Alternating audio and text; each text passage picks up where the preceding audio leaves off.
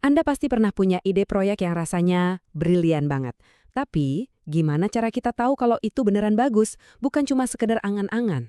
Nah, dalam beberapa menit ke depan, kita akan kupas tuntas sebuah kerangka kerja sederhana untuk membedakan mana ide emas dan mana yang cuma pertaruhan beresiko, biar kita bisa bikin keputusan investasi yang jauh lebih cerdas. Nah, ini dia nih masalah utamanya. Gampang banget buat kita jatuh cinta sama ide kita sendiri kan? Tapi intuisi aja nggak cukup kalau sudah menyangkut uang. Kita butuh cara yang objektif buat menguji ide itu. Yuk kita lihat gimana caranya. Coba bayangkan setiap investasi itu seperti sekeping koin, selalu punya dua sisi yang nggak bisa dipisahkan. Satu sisi adalah peluang, seberapa besar hadiah yang bisa kita dapat. Sisi lainnya, ya risiko. Semua hal yang berpotensi bikin kita gagal. Kuncinya, jangan pernah cuma lihat satu sisi dan mengabaikan sisi yang lain. Oke, pertama-tama mari kita samakan persepsi dulu. Setiap investasi itu adalah duel abadi antara potensi dan jebakan. Memahami keseimbangan inilah langkah pertama untuk membuat keputusan yang bijak. Sekarang kita mulai dari sisi yang paling seru, menghitung potensi keuntungannya. Gimana sih cara kita mengukur hadiah ini secara konkret, bukan cuma kira-kira? Ada 3 alat sederhana tapi super ampuh yang bisa kita pakai.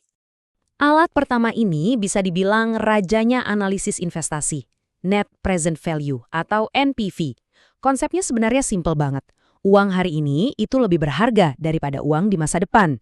Nah, NPV ini menghitung semua keuntungan di masa depan, terus ditarik nilainya ke hari ini. Baru deh dikurangin modal awal. Kalau hasilnya positif, berarti proyek ini menciptakan kekayaan. Sesederhana itu. Biar gampang, kita lihat contoh PT Surya Mandiri. Mereka mau investasi 500 juta rupiah. Setelah dihitung-hitung, total arus kas dari proyek ini di masa depan itu setara dengan 568,6 juta rupiah kalau diterima hari ini. Langkah selanjutnya gampang banget, kita tinggal kurangi aja nilai itu dengan investasi awal mereka. Dan hasilnya? NPV positif sebesar 68,6 juta rupiah. Angka ini tuh kayak sinyal lampu hijau yang terang benderang. Artinya, berdasarkan metrik paling dasar ini, proyeknya layak dijalankan karena akan menambah nilai real buat perusahaan. Alat kedua ini lebih intuitif lagi, payback period. Ini langsung menjawab pertanyaan yang ada di kepala semua investor. Kapan duit saya balik? Fokusnya bukan ke total profit, tapi lebih ke kecepatan dan keamanan. Makin cepat modal kembali, ya makin cepat juga kita bisa tidur nyenyak. Kita intip contoh dari UMKM Tirta Sehat. Mereka beli mesin seharga 120 juta, dan mesin itu menghasilkan laba bersih 30 juta setiap tahun. Perhitungannya gampang banget, tinggal bagi aja investasi awal dengan laba bersih tahunannya. Jawabannya 4 tahun. Artinya, dalam 4 tahun, modal 120 juta itu bakal balik lagi ke kantong mereka. Mengingat mesin kayak gini biasanya bisa dipakai 10 tahun lebih, periode pengembalian 4 tahun itu sehat banget. Setelah tahun keempat, ya semua yang masuk itu keuntungan murni. Nah, alat ketiga, Profitability Index atau PI. Ini tugasnya mengukur efisiensi modal. Pertanyaannya simpel, setiap 1 rupiah yang saya tanam bakal balik jadi berapa rupiah? Ini penting banget, apalagi kalau modal kita terbatas dan harus milih antara proyek A atau proyek B. Di kasus PT Nusantara Express ini, PI mereka 1,25. Artinya apa? Untuk setiap 1 rupiah yang mereka investasikan, proyek ini akan mengembalikan 1,25 rupiah dalam nilai sekarang. Aturannya gampang, kalau angkanya di atas 1, artinya lanjut. Kalau di bawah 1, ya jangan. Oke, menghitung potensi untung itu bagian yang seru dan bikin optimis. Tapi sekarang, kita harus kerjain bagian yang lebih berat. Kita balik koinnya, dan kita tatap langsung resikonya. Kenapa? Karena rencana terbaik pun bisa hancur lebur cuma karena satu hal tak terduga. Disinilah analisis sensitivitas berperan. Anggap aja ini semacam stress test buat rencana bisnis kita. Ingat perhitungan NPV tadi? Itu semua kan dasarnya asumsi. Nah, analisis ini menantang semua asumsi itu dengan pertanyaan, gimana kalau? Gimana kalau penjualan meleset 10%? Gimana kalau biaya bahan baku tiba-tiba naik? Tujuannya adalah untuk menemukan titik paling lemah dari proyek kita. Nah, poin kuncinya ada di sini. Tujuan analisis ini tuh bukan buat jadi peramal masa depan. Itu mustahil.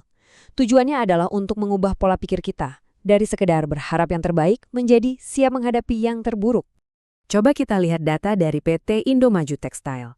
Laba awal mereka kan 300 juta. Kalau harga jual mereka turun 5%, labanya jadi 255 juta. Tapi, coba lihat ini. Kalau biaya bahan baku naik 10%, laba mereka anjlok jadi 240 juta. Kelihatan jelas kan mana yang pukulannya lebih telak? Terus, apa artinya ini?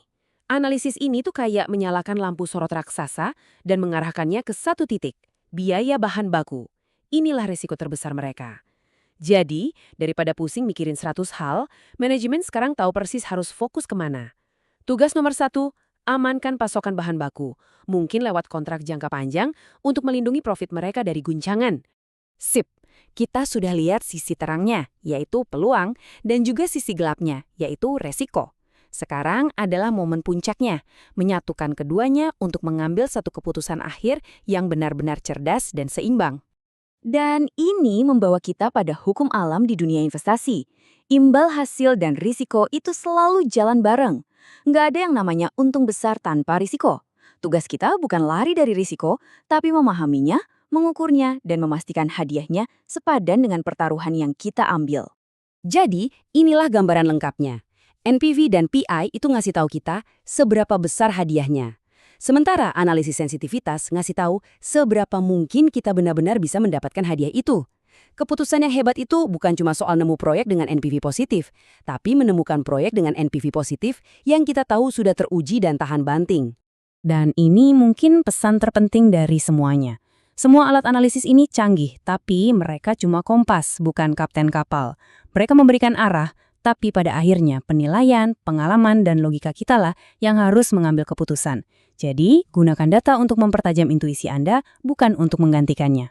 Jadi, untuk ide proyek Anda yang berikutnya, saya cuma mau tinggalkan satu pertanyaan. Sisi koin mana yang mungkin selama ini Anda lupakan?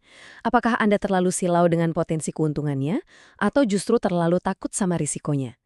Ingat, keputusan terbaik itu lahir dari pemahaman yang seimbang terhadap kedua sisi koin.